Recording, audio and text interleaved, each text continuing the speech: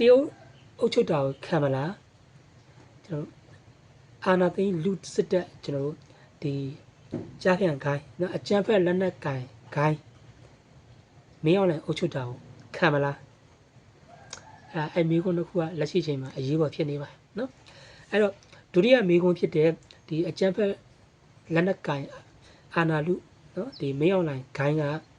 ô chút đầu cho nó mà khám mu hết suyအခုကျွန်တော်တို့ပြည်သူတွေကျွန်တော်လူငယ်တွေကျွန်တော်တို့ဒီတိုင်းသားအဖွဲ့အစည်းတွေတိုင်းသားပြည်သူတွေကဒီစစ်အာဏာရှင်ကိုဝိုင်းဝန်းပြီးတော့တော်လှန်နေကြတာဖြစ်ပါအဲ့မေးခွန်းကိုဖြေဆိုနေကြတာဖြစ်ပါလက်ရှိကခုထပ်လောင်းဖြစ်လာတာကဒုတိယပထမဆုံးမေးခွန်းပါနော်တရုတ်အုပ်ချုပ်တာကိုခံမလားဖြေပါအဲ့တော့တရုတ်အုပ်ချုပ်တာကိုခံမလားဆိုတာနဲ့ပတ်သက်ပြီးတော့ကျွန်တော်မေးတဲ့အခါမှာတာမန်မသိရသူဆိုရင်နားမလည်သူဆိုရင်တရုတ်ကဘယ်လိုလားအုပ်ချုပ်မှလဲဘယ်မှာအုပ်ချုပ်နေလို့လဲဆိုရက်မိကုန်းနေစဉ်းစားချက်တွေရှိတာပါနော်ပြောရမယ်ဆိုရင်ခုလက်ရှိကျွန်တော်ရွေးကောက်ပွဲမှာကဒါကကျွန်တော်တို့မင်းအွန်လိုင်းရဲ့ဒါဟိုအကြံဉာဏ်ဆိုတာလည်းဟုတ်တယ်အဓိကကြိုးကင်နေရတာတော့တရုတ်ဖြစ်ပါတယ်တရုတ်ရဲ့ညွှန်ကြားချက်နဲ့လှုပ်ဆောင်ချက်တစ်ခုဖြစ်ပါတယ်ဆိုတော့ပြောချင်တာဖြစ်ပါဒါတစ်ခုဥပမာပြရဒီထက်အရေးကြီးတာဘာလဲဆိုတော့ဘာလို့တရုတ်အုပ်ချုပ်တာခံမလားဆိုတာနဲ့ပတ်သက်ပြီးကျွန်တော်ပြောရလဲဆိုတော့ဒီကြိုးကောက်ဝဲပြီးလို့ခုတက်လာမဲ့ကျွန်တော်တို့ဒီဒီအယောင်ပြအတူရောင်နော်အတူရောင်အစိုးရသည်ကျွန်တော်မြစ်ဆုံစီမံကိန်းကိုစတင်တော့မှာဖြစ်ပါတယ်အဲ့တော့မြစ်ဆုံစီမံကိန်းကဘလောက်အရေးပါလဲဘယ်လိုမျိုးလဲဆိုတာကိုတော့ကျွန်တော်ဒီနေရာမှာအကျယ်တဝင့်မရှင်းပြတော့နော်မြစ်ဆုံစီမံကိန်းလုပ်လိုက်ရင်တယံဇာတတွေဘာဖြစ်မလဲဘာမြန်မာနိုင်ငံဘယ်လောက်အကျိုးမြတ်ရမလဲဆိုတာနဲ့ဒါအသေးစိတ်ကျွန်တော်ရှင်းမပြတော့ဘူးရှေ့ပိုင်းမှာကျွန်တော်နားလည်တဲ့ပညာရှင်တွေဒီနားလည်တဲ့သူတွေကဖြန့်ဝေပြီးသားဖြစ်ပါမြစ်ဆုံစီမံကိန်းရဲ့ဒီကောင်းကျိုးဆိုးကျိုးတွေဖြစ်စဉ်တွေနဲ့ပတ်သက်ပြီးဖြန့်ဝေပြီးသားဖြစ်တဲ့အတွက်ကျွန်တော်အနစ်ချုပ်ပြီးတော့ပဲတင်ဆက်လိုတာဖြစ်ပါတင်ပြလိုတာဖြစ်ပါဆွေးနွေးလိုတာဖြစ်ပါအဲ့ဘာလို့မြစ်ဆုံစီမံကိန်းကိုလှုပ်လိုက်ရင်တရုတ်ကအုပ်ချုပ်မှာလဲဆိုတော့စကားနဲ့ပတ်သက်ပြီးတော့ကျွန်တော်အထူးရှင်းချင်တာဖြစ်ပါမြစ်ဆုံစီမံကိန်းလှုပ်လိုက်ပြီးဟဲ့ဆိုရင်ကျွန်တော်တို့သိရတိုင်းပဲဒီမြစ်ဆုံစီမံကိန်းရဲ့ဒီလုံးမဲ့ဒီမြစ်တီကျွန်တော်တို့မေခါမလိခါပြီးတော့ကျွန်တော်တို့အေယာဝတီစုံရက်ဖြစ်ပါနော်မြစ်ဆုံအိုက်စုံရက်မှာလုံးမှာဖြစ်တဲ့အတွက်ဒီဘက်ကျွန်တော်တို့ဒီမြန်မာနိုင်ငံတခြားမှာစီးဆင်းလာတဲ့ကျွန်တော်အေယာဝတီတိုင်းထိစီးဆင်းလာတဲ့အေယာဝတီမြစ်ကြီးရဲ့ရေတွေကကျွန်တော်တို့အကန့်အသတ်တွေဖြစ်လာမှာပါအကန့်အသတ်တွေဖြစ်လာပါအဲ့တော့အဲ့အကန့်အသတ်တွေဖြစ်လာတဲ့အခါမှာကျွန်တော်တို့ကသဘာဝအရာဖြစ်တာမျိုးကကြတော့ကျွန်တော်တို့ကပြောပြရမရှိဘူးအခုဖြစ်လာမဲ့မြစ်ဆုံစီမံကိန်းဖြစ်လာရင်ဆိုရင်တော့ကျွန်တော်အကန့်အသတ်တွေကကျွန်တော်သဘာဝအရာမဟုတ်တော့ဟိုဘက်ကတရုတ်ကြီးရဲ့ကျွန်တော်တို့စိတ်နေသဘောထားနဲ့အနေဟာချင်းတက်ဆိုင်မှာဖြစ်ပါဒီဘက်ခေတ်မှာကျွန်တော်တို့ကိုလိုနီပြုတယ်ဆိုတာကကျွန်တော်ခေတ်ကကိုလိုနီခေတ်ကမကုံဆုံးသေးပါဘူးအဲ့တော့ကိုလိုနီခေတ်ကရှိနေတော့မှဒီနေ့ခေတ်မှာဒီချင်းထိကိုလိုနီခေတ်ကမပြီးသေးပါဘူးဟိုအရင်ခေတ်တွေကျွန်တော်ကိုလိုနီခေတ်ဆိုတာကျွန်တော်ဒီလက်နက်တိုက်ပွဲပေါ့လက်နက်တွေနဲ့ကျွန်တော်တို့ဒီကိုလိုနီပြုတာဖြစ်ပါဟိုပြောရမယ်ဆိုရင်တော့ hard power နဲ့ကျွန်တော်တို့ကိုလိုနီပြုတာဖြစ်ပါဒီဘက်ခေတ်မှာဆိုရင်ကျွန်တော်တို့ဘာဖြစ်လဲဆိုတော့ကျွန်တော် soft power နဲ့ကျွန်တော်ကိုလိုနီပြုတာဖြစ်ပါအဲ့တော့တရုတ်ကအခုမြန်မာနိုင်ငံကိုလိုနီပြုထားတာကကျွန်တော်ဟို1962ကလေးရလို့ကျွန်တော်ပြောလို့ရတယ်ကျွန်တော်တရုတ်ရဲ့ဩဇာအာဏာကကျွန်တော်လေးကိုကြီးမားပါဒါကိုလည်းကျွန်တော်အသေးစိတ်ရှင်းပြမယ်ဆိုရင်အချိန်ကြာသွားမှာဖြစ်ပါအဲ့တော့အဲ့လိုမျိုးဖြစ်နေတဲ့အခါမှာကျွန်တော်တို့နိုင်ငံရေးအခင်းချင်းကြီးကဘာမှမသိလက်ရှိချိန်မှာအခြေအနေပါလေတော်လိုင်းတက်တင်နဲ့ကျွန်တော်ဒီအကြမ်းဖက်စစ်တပ်နဲ့ကျွန်တော်တရုတ်နဲ့ဒီသုံးပွင့်ဆိုင်ကိစ္စဖြစ်နေတဲ့အချိန်မှာကျွန်တော်တို့တဲ့သလိုလိုမတဲ့သလိုလိုတစ်ခါလေးတဲ့လိုက်တစ်ခါလေးမတဲ့လိုက်နိုင်ငံရေးသဘောတရားအရာကျွန်တော်တို့ကဟိုပြောဆိုရတာအင်မတန်ခက်ပါเนาะအဲ့တော့အကြောင်းတိုက်ဆိုင်ကျွန်တော်တို့တရုတ်နဲ့တော်လိုင်းတက်တင်တွေကသဘောထားတူရင်လည်းတူသွားမှာပါเนาะအကြောင်းတရားတိုက်ဆိုင်တခါအကြောင်းတရားမတိုက်ဆိုင်ရင်သူတို့အပေးယူရင်နဲ့ဆွေးနွေးချက်တွေအကြောင်းမလို့တခါတရုတ်ကအခုလိုမျိုးကျွန်တော်တို့စစ်တပ်ဘက်ကိုပြန်ပါသွားတာမျိုးဖြစ်သွားမှာဆိုတရုတ်ကကျွန်တော်ဒီမှာနိုင်ငံကြီးကိုချုပ်ရရင်ကစားနေတာနော်သူ့ရဲ့အကျိုးနဲ့အတွက်ကစားနေရဆိုတော့စစ်ကွေးရဆန်ဆန်ပြောရမယ်ဆိုရင်ကျွန်တော်တို့ကဟိုဒီစစ်တပ်ကိုကျွန်တော်နိုင်သွားတယ်ဟဲ့ဆိုရင်တရုတ်ရဲ့ထိန်းချုပ်မှုကကျွန်တော်တို့မြန်မာနိုင်ငံကြီးပြည်သူတွေကခံရမှာဖြစ်ပါတယ်နော်တရုတ်ရဲ့ကျွန်တော်တို့ကြိုးကန်ချေလည်မှုကိုကျွန်တော်တို့မြန်မာပြည်သူတွေခံရမှာဖြစ်ပါတယ်ဘာလို့ဆိုတော့ဒီမြစ်ဆုံရဲ့အချက်ချာအာဏာကကျွန်တော်ဒီနိုင်ငံရေးအာဏာဖြစ်ပါတယ်ဘာလို့ဆိုဥပမာကျွန်တော်တို့အခုကလေးကျွန်တော်တရုတ်နဲ့ကျွန်တော်တို့မြန်မာပြည်သူတွေမှာကျွန်တော်အဖူးတစ်တွေဖြစ်လာတယ်တခုဖြစ်လာပြီဆိုရင်တရုတ်ကကျွန်တော်တို့ပပလေးပဲပုတ်လိုက်မှာဖြစ်ပါတယ်မြစ်ဆုံရေကာတာကြီးကိုကျွန်တော်ဖောက်ချလိုက်ရင်ပြီးပါ အဲ့တော့ထုံးတဲ့ဘာလို့ဖောက်ကြမှာလဲပေါ့သူတို့ဖောက်ကြမှာမဟုတ်ဘူးလို့ပြောစရာရှိမှာဘယ်သူကတော့ငါတို့မင်းတို့ငါတို့ဒီလိုမျိုးမင်းတို့ဂလာကစားလုပ်လို့ငါတို့ဖောက်ချပါတယ်ဟစ်ဆိုပြီးတော့တမိုင်းမှာဘယ်သူမှဝန်ခံတာနေမရှိဘူးအဲ့တော့မတော်တဆတော်လည်းကောင်းမတိလို့တော်လည်းကောင်းအကြောင်းသေးနဲ့ဟိုလောက်ချန်ဖန်တီးပြီးတော့ဂျီကာတာကြီးဖောက်ချလာရင်အေးဆေးပဲမြန်မာတနိုင်ငံလုံးလစ်ပြီနော်မြန်မာတနိုင်ငံလုံးပြည်သူတွေအကုန်ဒါဂျီကာတာကြီးကြောင့်မလို့တည်သွားမှာနော်ပြည်သူတွေကလေးငယ်တွေစီးစိမ်ဥစ္စာတွေကျွန်တော်ပြီးတော့တဘာဝတင်စားတာပစ္စည်းတွေတဘာဝတောတောင်တွေပျက်စီးဆုံးရှုံးသွားမှာဖြစ်ပါမြန်မာနိုင်ငံကြီးပျက်စီးသွားမှာဖြစ်ပါအခုတော်လိုင်းစစ်ဖြစ်နေလို့ကျွန်တော်တို့တည်ဆုံးတဲ့ပမာဏထက်ကိုမြစ်ဆုံကိစ္စစီကတာကြီးဖောက်ချလိုက်လို့တည်ဆုံးသွားမယ့်ပမာဏကြီးကပူကြီးပါနော်အဲကြောင့်မလို့ကျွန်တော်တို့ဒီတရုတ်ရဲ့အုပ်ချုပ်မှုကိုကျွန်တော်ခံရမှာလို့ကျွန်တော်ပြောတာဖြစ်ပါအခုဆိုရင်ကျွန်တော်ကဘာကြီးမှာဆိုလဲကျွန်တော်ဒီကျွန်တော်ထိုင်းနဲ့ကမ္ဘောဒီးယားတို့ကျွန်တော်ရုရှားယူကရိန်းတို့ရုရှားယူကရိန်းဆိုလဲအားလုံးသိတဲ့အတိုင်းပဲအိန္ဒိနီးနီးကြီးတွေနော်အိန္ဒိကြီးတွေဖြစ်နေကြတာကမ္ဘောဒီးယားနဲ့ထိုင်းဆိုလဲအိန္ဒိကြီးတွေဖြစ်နေကြတာကျွန်တော်တို့လောကကြီးကကျွန်တော်ဘယ်တော့မှငြိမ်နေသွားမရှိဘူးအဲ့တော့တနေ့တစ်ချိန်တော့ကျွန်တော်တို့ဒီဟိုကျူးကျော်စစ်ဆိုတာဖြစ်လာမှာတကယ်လို့ကျူးကျော်စစ်ဖြစ်လာခဲ့ရင်ကျွန်တော်တို့ဒီအခုတော့မှကျွန်တော်တို့ဒီပြည်တွင်းစစ်ဖြစ်တဲ့ကျွန်တော်တို့စစ်တပ်ကြီးအုပ်ချုပ်တာကိုကျွန်တော်ပြည်သူတွေကတော်လှန်နေခဲ့ကြတာကျွန်တော်တို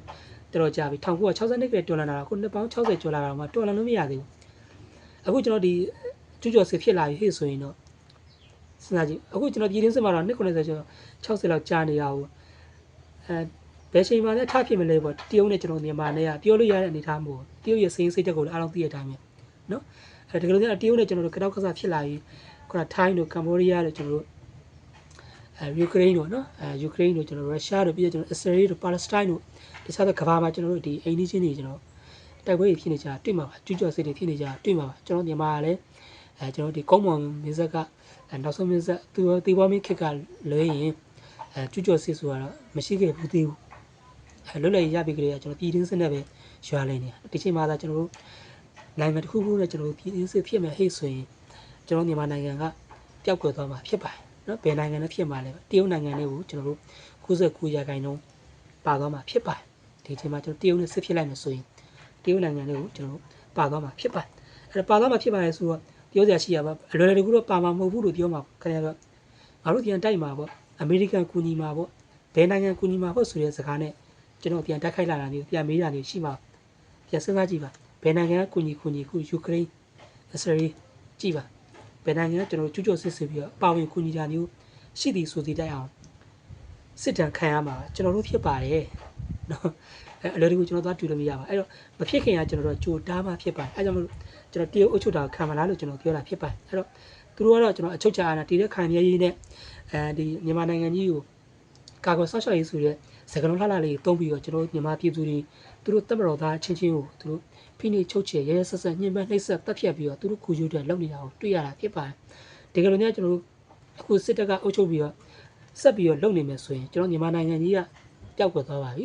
တရုတ်လက်ထဲကိုရောက်ပြီးဆိုတာကိုအားလုံးပဲတတိယတွေးလိုက်ပါမြန်မာနိုင်ငံကအခုကျွန်တော်ပြောတဲ့ချိန်ကစပြီးတော့တရုတ်လက်ထဲကိုရောက်သွားပါပြီနော်အဲကြောင့်မလို့မိဘပြည်သူတွေအနေနဲ့တရုတ်အုပ်ချုပ်တာခံမလားဆိုတာကျွန်တော်မေးတာဖြစ်ပါမခံဘူးဟဲ့ဆိုရင်တော့ကျွန်တော်တို့ဆက်ပြီးတော့ဒုက္ခများမှာဖြစ်ပါအဲ့ဒါကိုယ့်ရဲ့ပေးဆက်မှုနဲ့ခံထားရင်စွမ်းပေါ့ကျွန်တော်ပြောရတာအားနာရဘာလို့ဆိုတော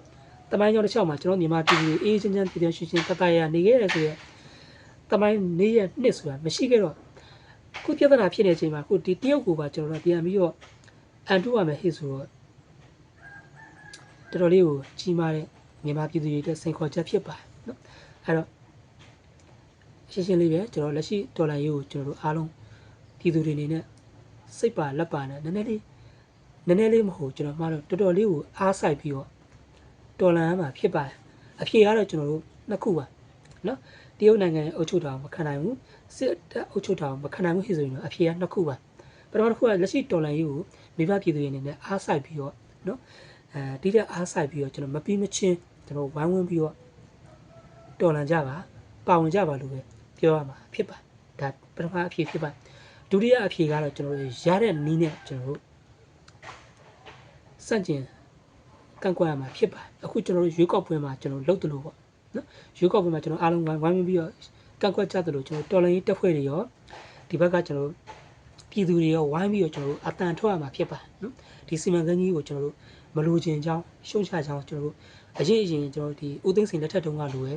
ဒီအခုလက်ရှိရွေးကောက်ပွဲလိုပဲကျွန်တော်တို့အတန်ထွက်ပြီးတော့နည်းနည်းလေးတော်တော်လေးစွန့်စားကြရမှာဖြစ်ပါတယ်အဲ့တော့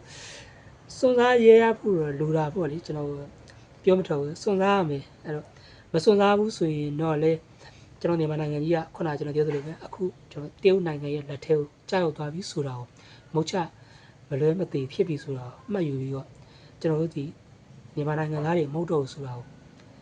ခံယူလိုက်ပါတော့နော်မစွန့်စားဘူးဆိုရင်တော့အဲ့ဒါလေးပြောတာဖြစ်ပါတယ်အဲ့တော့ကန့်ကွက်ကြရမယ်ကျွန်တော်တို့တော်လန်ရေးကိုအားကောင်းအောင်ပါဝင်ကြအဲ့တော့တော်လန်ရေးအားကောင်းပြီးတော့ကျွန်တော်တို့တော်လန်ရေးအောင်မြင်သွားတဲ့ဟစ်ဆိုရင်တော့ကျွန်တော်တို့ဒီပြဿနာရတော့ပြီးပြီပေါ့လေအဲ့တော်လန်ရေးဒီလိုမျိုးလုပ်နေတဲ့အချိန်မှာတစ်ဖက်ကလည်းရတဲ့နည်းနဲ့ကျွန်တော်တို့ဒီအတန်ထွက်ပြီးတော့လည်းကောင်းဒီနိုင်ငံတကာကိုကျွန်တော်တို့အောင်စိုက်လာအောင်လို့ကျွန်တော်တို့ဒီကျွန်တော်တို့ပြည်သူတွေနေဒီမြစ်ဆုံစီမံကိန်းကပြီးတဲ့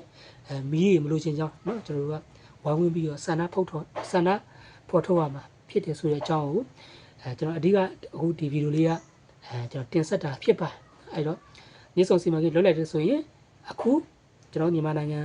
ဒီပျောက်ကွယ်သွားပြီဖြစ်တယ်လို့ကျွန်တော်တို့မြန်မာနိုင်ငံသူနိုင်ငံသားတွေအားလုံးမှတ်ယူပါရခိုင်ဆိုတာမရှိတော့ပါဘူးကချင်မရှိတော့ဘူးကယားမရှိတော့ဘူးကရင်မရှိတော့ဘူးကရင်မရှိတော့ဘူးဗမာဆိုတာမရှိတော့ပါဘူးတရုတ်နိုင်ငံဖြစ်သွားပါမြန်မာပြည်ဆိုတာရှိမှမဟုတ်တော့ပါဘူးနော်အဲ့ဒီကျွန်တော်ပြောတာဖြစ်ပါတယ်โอเคအဲ့တော့ law မဲ့ဥစ္စာတွေနဲ့ပတ်သက်ပြီးတော့နောက်ပိုင်းကျွန်တော်တို့လောက်ကြခံကြရင်တော့ကျွန်တော်အားလုံးဘာလို့မလဲဆိုတာပေါ်လာမှာဖြစ်ပါတယ်เนาะကျွန်တော်ထပ်ပြီးစောင့်ကြည့်ပြီးတော့ရတဲ့နည်းနဲ့တော်လန်ရင်းနဲ့ပဲကျွန်တော်တို့ဒီစစ်အာဏာရှင်ကိုတော်လန်မယ်မြစ်ဆုံစီမံကိန်းကြီးကိုကျွန်တော်တို့ဝိုင်းပြီးတော့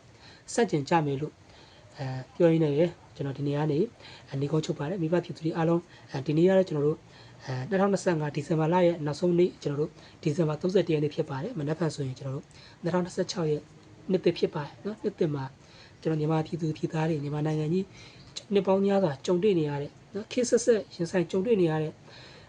ပြည်မစည်းရမှုတွေကျွန်တော်တို့မငြင်းချမ်းမှုတွေနော်အားလုံးနှစ်သက်မှာကျွန်တော်တို့အဆင်ပြေကြပါစေငြိမ်းချမ်းပါစေတတရရနေနိုင်ကြပါစေကျွန်တော်လက်ရှိစစ်အာဏာရှင်စနစ်ကြီးလဲချုပ်ငြိမ်းပါစေကျွန်တော်မြန်မာနိုင်ငံကြီးကိုတရုတ်ကစိုးမိုးချဲလဲချုပ်ခံပြီးတရုတ်ကထင်တိုင်းကစားနေတဲ့ကစားခံဘဝကနေအမြန်ဆုံးလွတ်မြောက်ပါစေလို့ကျွန်တော်ဒီနေ့ကနေဆုတောင်းမြတ်တာပူတာရင်းနဲ့ပဲကျွန်တော်ရဲ့တင်ဆက်မှုကိုနေကုန်းချုပ်ပါတယ်အားလုံးပဲကျေးဇူးတင်ပါတယ်